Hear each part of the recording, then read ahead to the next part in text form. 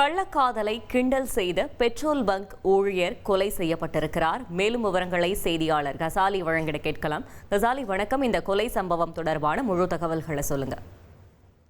Adambakkam NGO காலனியில் petrol bunk உள்ளது. இங்கு ராமநாதபுரத்தை சேர்ந்த முத்துராமலிங்கம் வயசு 45 என்பவர் கடந்த 10 ஆண்டுகளாக பணியாற்றுகிறார்.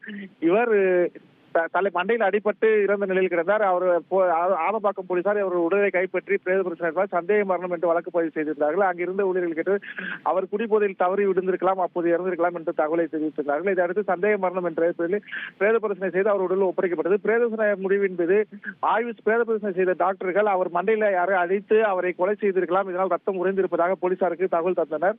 இதனைத்து போலீசார் அந்த பெட்ரோல் பங்க் ஊழியர்களை விசாரணை செய்தனர். அப்போது அங்க இருந்த காசாளரை பிடித்து விசாரித்த போது அவருடைய அந்த பெட்ரோல் பங்கில் கள்ள தொடர்பின் சம்பந்தமாக அவர் கிண்டல் செய்து கொண்டிருந்ததால் அவரை பெட்ரோல் பங்கில் இருந்த பம்பிங் மூலமாக அடித்து கொலை செய்ததாக ஒப்புக்கொண்டார். இதடுத்து அவரை போலீசார் கைது செய்து விசாரணை நடத்தி வருகிறார்கள். இந்த சம்பவம் பகுதியில் பெரும் வரவேற்பை ஏற்படுத்தியிருக்கிறது.